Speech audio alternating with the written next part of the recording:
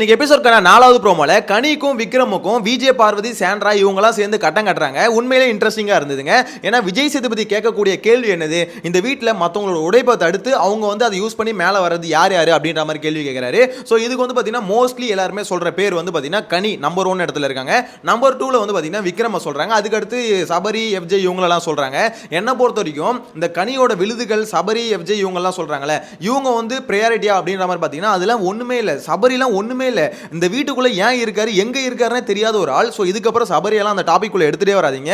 இங்க மேஜர் பிளேயர்னு பார்த்தீங்கன்னா கனியும் விக்ரமும் தான். ஸோ அவங்க 2 பேரை டார்கெட் பண்றதே கரெக்டான விஷயம் அப்படின்ற மாதிரி தான் தோணுது. இந்த பாயிண்ட்டுக்கெல்லாம் விஜய் சேதுபதி கை தட்ட மாட்டார், இதெல்லாம் ரசிக்க மாட்டார். நேற்று விக்ரம் பேசுறதுக்குலாம் பார்த்தீங்கன்னா அப்படியே கை தட்டி ரசிக்கிறார்ல, என்ஜாய் பண்றாருல, இதெல்லாம் ரசிக்க சொல்லுங்களேன். இதெல்லாம் ரசிக்க மாட்டார். ஏன்னா அவங்க டைட்டில் வின்னர் வந்து பாதிக்கப்படுவார்ல அப்படின்ற மாதிரி தான் எனக்கு என்னமோ தோணுது. ஸோ என்ன பொறுத்த வரைக்கும் இந்த 4வது ப்ரோமோல சாண்ட்ராவும் இந்த விஜய் பார்வதி சொன்ன பாயிண்ட் இருக்குல்ல 100% உண்மை அப்படின்ற மாதிரி சொல்ல தோணுது. ஸோ அதை பத்தி டீடைலா எக்ஸ்பிளைன் பண்றேன். அதுக்கு முன்னாடி சேனலை ஃபர்ஸ்ட் டைம் பார்த்தீங்கன்னா சப்ஸ்கிரைப் பண்ணிட்டு வீடியோ லைக் பண்ணி வச்சுக்கோங்க. ஓகே, இப்போ இந்த சாண்ட்ரா ஒரு பாயிண்ட் சொல்றாங்கல்ல, இந்த வீட்டை பொறுத்த வரைக்கும் கனி அதுக்கப்புறம் விக்கல்ஸ் இவங்க 2 பேர் கீழே தான் பார்த்தீங்கன்னா இவங்க 2 பேர் ஒரு டீமா இருக்காங்க. ஸோ இவங்களுக்கு கீழே அண்ணன் தங்கச்சி அக்கா தம்பி அப்படின்ற மாதிரி பார்த்தீங்கன்னா ஒரு பாண்டிங் வந்து கிரியேட் பண்ணி வச்சுக்கிறாங்க. ஸோ அது மூலியமா பார்த்தீங்கன்னா மற்றவங்களோட பாயிண்ட்ஸையும் எடுத்துக்கிறாங்க அப்படின்ற மாதிரி சொல்றாங்க. அது 100% உண்மை. அவங்களுக்கு கீழே இருக்க இந்த அரோரா சுபிக்ஷா, குறிப்பாக விக்கல்ஸ் விக்ரம் அவர் கீழே இருக்க அந்த அரோரா சுபிக்ஷா இதெல்லாம் பார்த்தீங்கன்னா விக்கல்ஸ்க்காக உயிரியே கொடுத்துருங்க போல. நம்ம எதுக்காக வந்திருக்கோம், எதுக்காக இந்த விளையாட வந்திருக்கோம், வின் பண்ணணும் அப்படின்ற ஒரு எண்ணம் இருக்கும்ல, அந்த எண்ணத்தை வந்து பார்த்தீங்கன்னா விக்கல்ஸ் வந்து அப்படியே டோட்டலாக காலி பண்ணிட்டாருங்க. அதாவது சுபிக்ஷா இங்கே சண்டை போட வரல, சுபிக்ஷா அரோரா இங்கே சண்டை போட வரல, அரோரா இங்கே யாரும் சண்டை போடாதீங்க, அதுக்கு நம்ம வரல, பார்வதி மாதிரி யாரும் கேம் ஆடாதீங்க, ஆனால் நான் பார்வதி கூட சண்டை போடுவேன். இது எப்படிப்பட்ட போங்கா இருக்குது. விக்ரம் ஆடுற கேம் வந்து இந்த கேம் தான். ஸோ செம்ம போங்கான ஒரு கேம் ஆடுனுங்கிறாரு. அவரை பொறுத்த வரைக்கும் சாண்ட்ரா விஜய் பார்வதி இவங்க 2 பேரை மட்டும் அதாவது விக்ரம் கிட்ட வந்து பார்த்தீங்கன்னா ஜெனியூனான ஆட்டம் இருக்கான்னு கேட்டிங்கன்னா அவர் வந்து உண்மையிலே ஜெனியூனான ஆட்டம் தான் ஆடுறாரு. ஆனால் ஒரு தலைபட்சமாக ஆடுறாரு. அவரை ஏன் விக்ரம் எல்லாருக்கும் பிடிக்க மாட்டுது அப்படின்னு நினைக்கிறீங்க? அவரை பொறுத்த வரைக்கும் பர்டிகுலர் பர்சனை மட்டும் டார்கெட் பண்ணி அவங்க கிட்ட இருந்து மட்டும் கண்டென்ட் எடுக்கணும்னு நினைக்கிறாரு. அது வந்து அதுக்கு வகையில் நியாயமாகும். நீங்கள் யோசிச்சு பாருங்களேன், பார்வதி சாண்ட்ரா இவங்க 2 பேர் அடிக்கிறாரு, திவ்யா அடிக்கிறாரு. ஸோ இவங்க 3 பேர்கிட்ட இருந்து மட்டுமே கண்டென்ட் எடுக்கணும்னு நினைக்கிறாருல, அது ஏன் கனிக்கிட்ட ட்ரை பண்ண மாட்டாரு, அது ஏன் சபரி கிட்ட ட்ரை பண்ண, ஏன் அவங்க கூடலாம் உங்களுக்கு கிளாஷே வர மாட்டுது, ஏன் கிளாஷ் வர மாட்டுது? அவங்களெல்லாம் இவர் டார்கெட்டாவே நினைக்கல. அவரை பொறுத்த வரைக்கும் இவங்கெல்லாம் வில்லிகள், அதாவது சாண்ட்ரா பார்வதி திவ்யா இவங்கெல்லாம் வில்லி, அவர் வந்து ஹீரோ அப்படின்ற ஒரு மென்டாலிட்டியில் இருக்காரு. இந்த வீட்டை பொறுத்த வரைக்கும் ஜெனியூனா உனக்கு வந்து மக்கள் சப்போர்ட் எல்லாருமே சப்போர்ட் பண்ணணும்னா நீ இண்டிவிஜுவல் பிளேயரா ஆடணும். நீ எல்லாரும் எதுக்கணும். உங்க கூட இருக்க கனி தப்பு பண்ணும்போது எது, அதை பார்வதி கிட்ட எப்படி சண்டை போறியோ அந்த மாதிரி கனி கிட்ட சண்டை போடு, சபரி கிட்ட சண்டை போடு, எஃப்ஜே கிட்ட சண்டை போடு, எல்லார்கிட்டையும் சண்டை போடு. இவங்கெல்லாம் விட்டு அவருக்குன்னு செட் ஆஃப் பீப்புள் வச்சுக்கிறாரு. அந்த பீப்புள்கிட்ட மட்டுமே சண்டை போடுவாரு. அவங்களுக்கு அகைன்ஸ்டா வந்து யாராவது பேச வந்துட்டா உடனே ஒரு டீம், அதாவது சோல்ஜர்ஸ் அசம்பிள் அப்படின்னோட போதும் இந்த பலூன் வந்து உடனே பஸ்ட் ஆகிடும். போயிட்டு எனக்கு ஒரு டவுட் அப்படின்ற மாதிரி போய் நின்றோம். அது கூட பார்த்தீங்கன்னா சுபிக்ஷா எனக்கு ஒரு கேள்வி இருக்கு, அது எப்படி விக்ரம் எல்லாம் நீங்க பேசுவீங்க, விக்ரம் எப்படி திட்டுவீங்க? ஏமா விக்ரமுக்கு வாய் இல்லையா? அப்படியே அவங்கள பேச விட்டு பார்த்தீங்கன்னா பின்னாடி வந்து பொம்மை மாதிரி நிப்பாப்புல.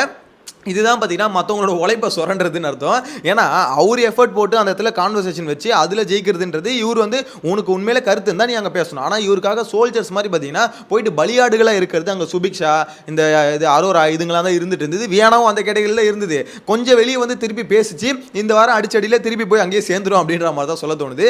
என்ன பொறுத்த வரைக்கும் விக்கல் சீக்கிரம் ஆடுற கேம் இருக்குல்ல, செம்ம ஸ்ட்ராட்டஜி, செம்ம கிளவராக ஆடிட்டு இருக்காரு. ஸோ பார்வதி என்ன சொல்கிறாங்கன்னா, இங்கே கனி எஃப்ஜே விக்கல்ஸ் இவங்க 3 பேருமே இப்படி தான் சார், அவங்களுக்குள்ள அப்பப்போ பார்த்தீங்கன்னா ஒருத்தர் லீட் எடுத்து மேலே போய்ப்பாங்க அப்படின்ற மாதிரி பார்வதி சொல்கிறாங்க.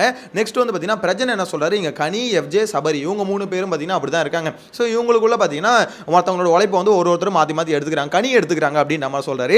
கனி வந்து அந்த கேம் தான் இவ்வளோ நாள் ஆடிட்டு இருந்தாங்க, அவங்க அன்புன்ற ஒரு போர்வையில் வந்து ஆடிட்டு இருந்தாங்க. இவர் என்ன பண்ணுறாருன்னா விக்கல்ஸ் வந்து காமெடின்ற ஒரு போர்வையில் ஆடிட்டு இருக்காரு. அங்கே வீட்டுக்குள்ளே இருக்கவங்களுக்கு கொஞ்சமாவது புரியுதான்னு தெரியல. விக்ரம் காமெடி பண்ணுறதுனால விக்ரம் இங்கே பெரிய ஆள் ஆகலை. அதாவது வீட்டுக்குள்ளே வந்து பார்த்தீங்கன்னா விக்ரம் வந்து ஃபன் பண்ணுறாரு. அதனால தான் விக்ரம் இந்த மாதிரி வந்து வெளியே தெரியாது, மக்கள்கிட்ட வந்து பாராட்டுகள் வருது.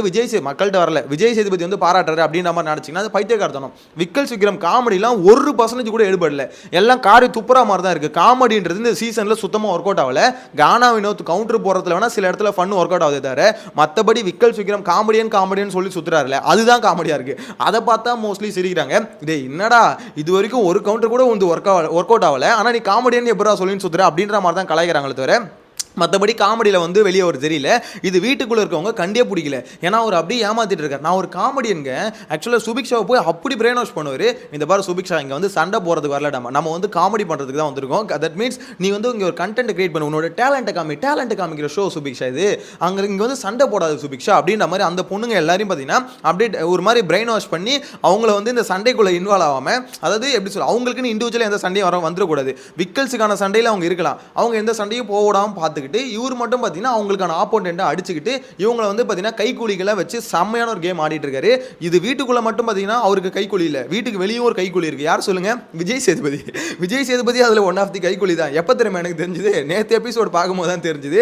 எப்பா என்னப்பா சுபிக்ஷாவோட சுபிக்ஷாலாம் சொம்புன்னு சொல்லலாம், விஜய் சேதுபதி பக்கெட்டு, சொம்பு கூட இல்லை, பெரிய பக்கெட்டு. ஸோ அவ்வளோ பெரிய பக்கெட்டை தூக்கிட்டு வராருன்னா பார்த்துக்கோங்க. ஸோ அந்த அளவுக்கு பார்த்தீங்கன்னா அவருக்கு கீழே ஏகப்பட்ட கைக்கூலிகள் இருக்கு. ஸோ கனியும் பார்த்தீங்கன்னா அதை தான் அந்த கேம் தான் ஆடிட்டு இருந்தாங்க. ஆனால் கனிகிட்ட இருந்து சில விழுதுகள் வந்து வெளியே போயிடுச்சு, சில விழுதுகள் வந்து விலகி போயிடுச்சு.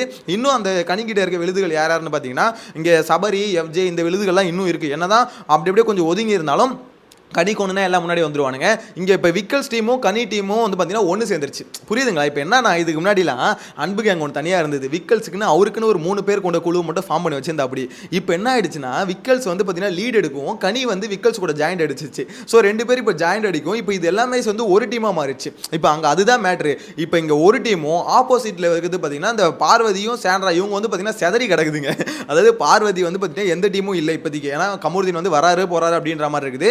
இன்னொரு சைடில் பார்த்தீங்கன்னா சாண்ட்ரா, பிரஜன், திவ்யா இவங்களுக்குள்ளே சண்டை போட்டுக்கிறாங்க. அப்படின்னும் போது இப்போ இவங்க டீம் வந்து பார்த்தீங்கன்னா பக்காவாக இருக்குது, செட் ஆகிருக்குது. ஆப்போசிட்டில் வந்து பார்த்தீங்கன்னா வலுவிழந்து போய் கிடக்குது. ஸோ எதுக்கிறது கூட ஆள் இல்லை. ஏன்னா திவ்யா வந்து பார்த்தீங்கன்னா அவங்க டீமில் இருந்தாங்க. இப்போ பிரச்சனையில் வந்து பார்த்தீங்கன்னா அவங்களும் இப்போ எங்கே போகிறது ஏது போகிறது தெரியாமல் அது ஒரு மாதிரி சுற்றிட்டு இருக்குன்னு வச்சுக்கோங்களேன். ஒரு பக்கம் விஜய் சேதுபதி வரை வீக்கெண்டில் வச்சு பழகிறாரு. ஸோ அப்படின்னும் போது இப்போ திவ்யான்ற கேட்டகரியில் அவங்களுக்குள்ளே ஒரு கன்ஃபியூஷன்ஸ் இருக்கிறதுனால ஆப்போசிட்டில் ஒரு பக்காவான டீம் இல்லை. இப்போ பார்வதிக்கு சப்போர்ட்டாக ஒரு டீம் வரணும்னு வச்சுக்கோங்களேன். ஏன்னா இது சாண்ட்ராலாம் உள்ளே வந்த புதுசில் பார்வதிக்கு சப்போர்ட்டாக இந்த டீம் வந்தது, அதாவது வெளியே வந்து வைல்ட் கார்டு என்ட்ரன்ஸ் அந்த டீம் வந்தது. இப்போ அந்த டீம் இல்லை. ஸோ அதனால் ஆப்போசிட்டில் டீம் இல்லாதனால இவங்களுக்கு இன்னும் ஆட்டமாக போயிடுச்சு.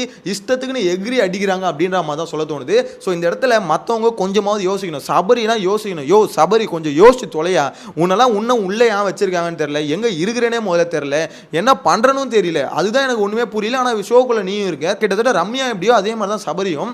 இதில் நம்ம ரம்யாவை மட்டும் ஃபோக்கஸ் பண்ணுறோம்ல, ரம்யா ஒன்றுமே பண்ணாமல் வீட்டுக்குள்ளே இருக்காங்க, ஒன்றுமே பண்ணாமல். சபரி என்ன பண்ணிட்டாரு இருக்காருன்னு மட்டும் யோசிச்சு பாருங்க. சபரி என்ன பண்ணிட்டாரு? எதுவுமே பண்ணலங்க. சபரியும் அப்படி தான். ரம்யா எப்படி ஒளிஞ்சு வாழ்ந்தாங்களோ அதே மாதிரி தான் சபரியும் ஒளிஞ்சு வாழ்றாரு.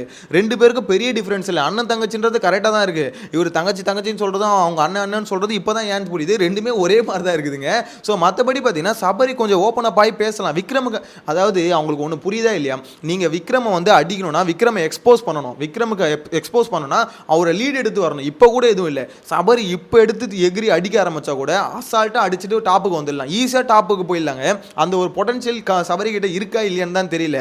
ஆனால் நினச்சா பண்ணணும்னு நினச்சா இப்போ கூட பண்ணலாம். சபரின்னு இல்லை, யார் வேணா இப்போ கூட லீட் எடுக்கலாம். இப்போதைக்கு இருக்கிற அந்த டஃப்பான பிளேயர்ஸ் இருக்காங்களே, அவங்களுக்கு அகேன்ஸ்டான கரெக்டான பாயிண்ட் வரும்போது எடுத்து அடித்து நவுத்திட்டு அப்படியே மேலே போய் உட்காந்து இதுக்கப்புறம் நான் தாண்டா 1 வீக் போதுங்க, ரொம்பலாம் இல்லை. விக்ரம் அடிக்கிறதுக்கு கனிலாம் ஒரு ஆலையில் ஓட்டையில் முதல்ல விக்ரம் மட்டும்தான் இப்போதைக்கு ஒரு ஆள்னு வச்சுக்கோங்களேன். ஸோ விக்ரம் அடிக்கிறதுக்குலாம் ஒரு எப்படி சொல்கிறது, ஒரு வேலிடான ஒரு பாயிண்ட் எடுத்து யாராவது, அதாவது ஆப்போசிட்டில் பார்வதி அடிக்கிறது வந்து பார்த்தீங்கன்னா விக்ரமுக்கு பழகி போச்சு. ஏன்னா பார்வதியை வில்லியாகவும் இவர் ஹீரோவாகவும் அவர் நினச்சிக்கிட்டு இருக்காரு. ஸோ அதனால் பார்த்தீங்கன்னா அது ஒரு பிரச்சனை இல்லை. ஆனால் இவங்க டீமில் இந்த சபரி, எஃப்ஜே, எஃப்ஜே அடிக்க முடியாது. எஃப்ஜே கிட்ட ஏகப்பட்ட நெகட்டிவ் வரைக்கும் ஈஸியாக திருப்பி அடிச்சிருவானுங்க. ஆனால் சபரி மாதிரி ஆள் வந்து பார்த்தீங்கன்னா திருப்பி ஒரு அடி அடிச்சானு வச்சுக்கோங்க விக்ரம், கரெக்டான பாயிண்ட்டில் விக்ரம் உட்காந்துருவார். ஸோ அந்த இடத்துல லீட் எடுத்து மேலே போகிறாங்களே, அங்கே வந்து பார்த்தீங்கன்னா ஈஸியாக பிடிச்சிக்கலாம். என்னதான் சேனல் பேக்கப் பண்ணாலும் அங்கே பொட்டன்ஷியலான பிளேயர் வந்து பார்த்தீங்கன்னா அவங்களை எப்படி இருந்தாலும் காப்பாற்றிப்பாங்க. ஸோ அந்த மாதிரி இது வரைக்கும் யாரும் இல்லை அப்படின்றதுனால தான் இவங்களாம் ஆடிக்கிட்டு இருக்காங்க. அந்த விழுதுகள் வந்து நிறைய சுற்றிட்டு இருக்குல்ல, அதை வந்து விஜய் டிவியும் என்ன பண்ணுது, வெளியெடுக்கவே மாட்டாங்க. பாருங்களேன், இவங்களோட விழுதுகளை வெளியெடுக்க மாட்டாங்க. அங்கே பிரச்சனை வெளியெடுக்கிறாங்களே, அது வந்து ஓட்டு இருக்கோ இல்லையோ, ஆனால் பிரச்சனை வெளியெடுக்க தெரியல உங்களுக்கு. சுபிக்ஷாவை எடுக்க தெரியல, ரம்யாவை எடுக்க தெரியல, அரோராவை எடுக்க தெரியல. ஏன்னா இவங்களுக்கான விழுதுகளை மட்டும் வீட்டுக்குள்ளேயே வச்சு ஒரு மாதிரி ஒஸ்டான கேமை வீட்டுக்குள்ளே இருக்கவனுக்கு மட்டும் அல்ல, வெளியில் இருக்க விஜய் டிவியும் ஆடிட்டு இருக்கு அப்படின்றதான் உண்மை. இதில் விஜய் சேதுபதி உடந்த அப்படின்ற மாதிரி தான் உண்மை. எனிவேஸ் உங்களோட கருத்தை மறக்காம கமெண்ட்ல மென்ஷன் பண்ணுங்க. நெக்ஸ்ட் வீடியோல மீட் பண்ணலாம். Bye by.